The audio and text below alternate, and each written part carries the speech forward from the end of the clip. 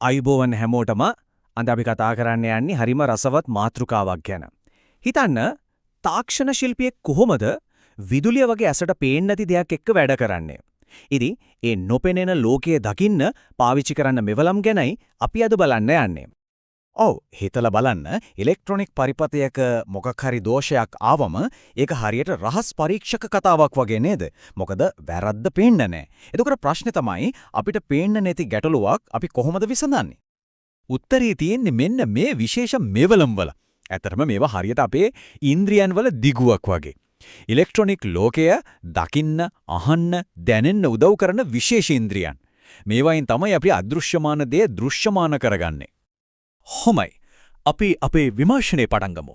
අපේ අතට ගන්න පළවෙනිම මූලිකම මෙවලම තමයි බහුමානය එමන් නැත්නම් අපි කවුරුද දන්න මල්ටිමීටරය. මේක රහස් පරීක්ෂකයේ විශාලන කණ්ණාඩිය වගේ තමයි. මුල්ම වැදගත්ම හොඩුවවන අපිට දෙන්නේ මේක. හරි. ඉතින් මේ මල්ටිමීටරයෙන් මොනවද කරන්න පුරුවන්? සරලවම කිව්වොත් පරිපථයක තියෙන මූලිකම ප්‍රශ්න ටිකට උත්තර හොයාගන්න පුළුවන්. ඒ කියන්නේ වෝල්ටේජතාවය, එහෙම නැත්නම් විද්‍යුත් පීඩනය කොච්චරද? ධාරාව, ඒ කියන්නේ විදුලිය ගැලීම මොන වගේද? සහ ප්‍රතිරෝධය, ඒ කියන්නේ ඒ ගැලීමට තියෙන බාධාව කොයිතරම්ද කියලා මැනගන්න පුළුවන්. මේකට කරන්ට් එක එනවද නැද්ද වගේ ප්‍රශ්නයකට තප්පරෙන් උත්තරය ගන්න පුළුවන්. දැන් මේ මල්ටිමීටර් වල ප්‍රධාන වර්ග දෙකක් තියෙනවා. එකක් තමයි ඇනලොග් මල්ටිමීටරය. ඒකේ කටුවක් තමයි අගය පෙන්වන්න චලනය වෙන්නේ. මේකේ වාසිය තමයි අගයන් වෙනස් වෙන විදිහ, ඒ කියන්නේ වැඩි වෙනවද අඩු වෙනවද කියන ට්‍රෙන්ඩ් එක ලේසියෙන් බලා ගන්න පුළුවන්. අනිත් එක තමයි ඩිජිටල් මල්ටිමීටරය. ඒකේ කෙලින්ම ඉලක්කමකින් නිශ්චිතාගය පෙන්නනවා. ඉතින් ඒක ගොඩක්ම නිර්වද්‍යයි. හරි. මල්ටිමීටරයක් පාවිච්චි කරන එක ඇත්තටම හරිම සරලයි. පියවර 3යි තියෙන්නේ. මුලින්ම අපි දැනගන්න ඕන මොකද්ද කියලා තීරණය කරනවා. වෝල්ටේජතාවයද, ධාරාවද, එහෙම නැත්නම් ප්‍රතිරෝධයද? ඊළඟට ඒකේ තියෙන ප්‍රොබ්ස් දෙක, ඒ කියන්නේ අර කූරු දෙක පරිපථයේ අවශ්‍ය තැන් වලට සම්බන්ධ කරනවා. අන්තිම පියවර තමයි තිරේ පෙන්නන අගය කියවලා අපේ හෝඩුවාව ලබා ගන්න එක. මේකට නියම උදාහරණයක් තමයි continuity test එක. ඒ කියන්නේ වයර් එකක් වගේ දෙකක සම්බන්ධතාවය පරීක්ෂා කරන එක. හිතන්න මේ වයර් එක මැදින් කැඩිලාද කියලා දැනගන්න ඕනේ.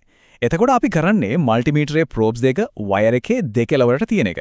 සම්බන්ධතාවය හරියටම තියෙනවනම් ඒ කියන්නේ ප්‍රතිරෝධය අඩු නම් බීප් ගාලා සද්දයක් එනවා. එච්චරයි. සද්දය ආවොත් වයර් එක හොඳයි. සද්ද නැත්නම් කැඩිලා. බලන්න කොච්චර ලේසිද කියලා. හරි. දැන් මල්ටිමීටරෙන් මූලික හෝඩුවාවන් ගත්තා. ඒත් හැම වෙලාවෙම ඒක විතරක් මදි. සමහර සංකීර්ණ ප්‍රශ්නවලදී විදුලිය චලනය වෙන විදිහම, ඒ කියන්නේ ඒකේ හැසිරීමම අපිට දකින්න ඕන වෙනවා. අන්න ඒ වෙලාවට තමයි අපේ ඊළඟ වඩා බලවත් මෙවලම ඕන වෙන්නේ. ඒ තමයි දෝලනයක්ෂය, එහෙමත් නැත්නම් ඔසිලොස්කෝපය. ඔසිලෝස්කෝප් එකේ තියෙන විශේෂත්වය මොකද්ද දන්නවද? මල්ටිමීටරය වගේ නිකම්ම ඉලක්කමක් දෙනව වෙනකොට මේක අපිට සම්පූර්ණ චිත්‍රයක්ම ඇඳලා දෙනවා. ඒ කියන්නේ විදුලි සංඥාවක ප්‍රස්ථාරයක්ම පෙන්නනවා. කාලය ගෙවෙනකොට වෝල්ටේජ්තාවය ඉහළ පහළ යන විදිය, ඒ කියන්නේ සංඥාවේ හැඩය අපිට පැහැදිලිවම බලා ගන්න පුළුවන්. මේක වැඩ කරන විදිහ තේරුම් ගන්න හොඳම ක්‍රමයක් තමයි මේ සමමුහූර්ත පින්තූර ගැනීම කියන උපමාව. හිතන්න හරිම වේගෙන් කැරකෙන ෆෑන් එකේ එකම තටුව හැම වෙලේම එකම තැන තියෙද්දි පින්තූරයක් ගන්නවා වගේ. ඔසිලොස්කෝප් එකේ ට්‍රිගරින් කියන ක්‍රියාවලියෙන් කරන්නේ ඒ වගේ වැඩක්. අන්නේ ට්‍රිගරින් නිසා තමයි ඇහැට අල්ලගන්න බැරි තරම් වේගවත් සංකීර්ණ සංඥාවක් වුණත් අපේ තිරය මත නිකන් නැවතිලා දෙනවා වගේ ස්ථාවර තරංගයක් විදිහට අපිට පේන්නේ. එතකොට අපිට සංඥාවේ හැඩය, රිද්මය හැමදේම නිදහසේ අධ්‍යයනය කරන්න පුළුවන්. උදාහරණයක් ගත්තොත් ඔසිලොස්කෝප් එකට පුළුවන් සංඥාවක සංඛ්‍යාතය, ඒ කියන්නේ ෆ්‍රීකවන්සි එක හරියටම මනින්න. ෆ්‍රීකවන්සි එක කියන්නේ තත්පරයකට ඒ සංඥාව කොච්චර වාරයක් උස් පහත් වෙනවද කියන එක. හිතන්න කිලෝහර්ට්ස් 250ක්. ඒ කියන්නේ තත්පරයක් ඇතුළත 2,50,000ක් වතාවක්. මේ වගේ දත්ත නැතුව සංකීර්ණ දෝෂ හොයනවා කියන්නේ ඇත්තටම අමාරු වැඩක්. හරි. දැන් අපේ රහස් පරීක්ෂක කතාවේ තවත් පැත්තකට යමු. සමහර වෙලාවට නිකම් බලන් ඉඳලා විතරක් මදි. රහස් පරීක්ෂකයෙක් වගේ සැකකාරයෙක්ගෙන් ප්‍රශ්න කරලා ප්‍රතිචාරයක් ගන්න වෙනවා.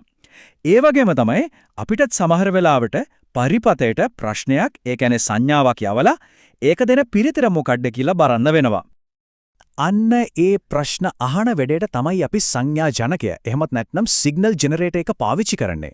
මේකෙන් අපිට පුළුවන් අපි දන්න නිර්වඩි හැඩයක් තියෙන සංඥාවක්, සයින් තරංගයක්, හතරස් තරංගයක් වගේ පරිපතයට යවන්න. ඊට පස්සේ අපි ඔසිලොස්කෝප් එකෙන් බලනවා එළියට එන ප්‍රතිචාරය මොන වගේද කියලා. අපි යවපු එකයි එළියට ආපු එකයි අතර වෙනසක් තියෙනවා නම් අන්න එතන තමයි දෝෂය තියෙන්නේ. හිතන්න ලොකු වයර් මිටියක් තිනෝ එකම පාට වයර් ගොඩක් පැටලිලා ඒකෙන් එකම එක වයර් එකක් හොයාගන්න ඕන. කොහොමද කරන්නේ?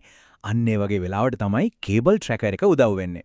මේකේ එක කොටසකින් අපි හොයන වයර් එකට විශේෂ ටෝන් එකක්, ඒ කියන්නේ ශබ්ද සංඥාවක් යවනවා. ඊට පස්සේ අනිත් කොටස, ඒ කියන්නේ ප්‍රෝබ් එක වයර් මිටිය දිගේ අරන් යද්දී අර ශබ්දය ඇහෙන වයර් එක විතරක් අපිට හරියටම අඳුරගන්න පුළුවන්. වයර් එක කපන්නේ කොටන්නේ නැතුව. හොඳයි. දැන් අපි අපේ ඉලෙක්ට්‍රොනික රහස් පරීක්ෂක කතාවේ පාවිච්චි කරපු ප්‍රධාන මෙවලම් ටික සාරාංශ කරලා බලමු. දැන් පැහැදිලි නේද? හැම හෝඩුවාවක්ම හොයාගන්න ඒකටම හරියන විශේෂ මෙවලමක් තියෙනවා කියන එක. සරලවම කිව්වොත් මෙහෙමයි. මල්ටිමීටර එකේ අපේ විශාලන කණ්ණාඩිය මූලික දේවල් බලන්න. ඔසිලොස්කෝප් එක තමයි අපේ අධිවේගී කැමරාව. වේගවත් සිදුවීම් වල චිත්‍රයක්ම ගන්න.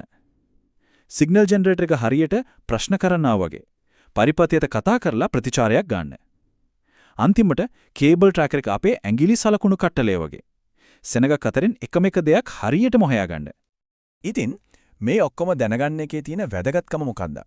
එකක් තමයි මේ මෙවලම් නිසා වෝල්ටීයතාව, සංඛ්‍යාතය වගේ පොතේ පතේ තියෙන වියුක්ත සංකල්ප අපිට ඇත්තදම අතට අරන් බලන්න පුළුවන් දෘශ්‍යමාන දෙයක් බවට පත් වෙනවා.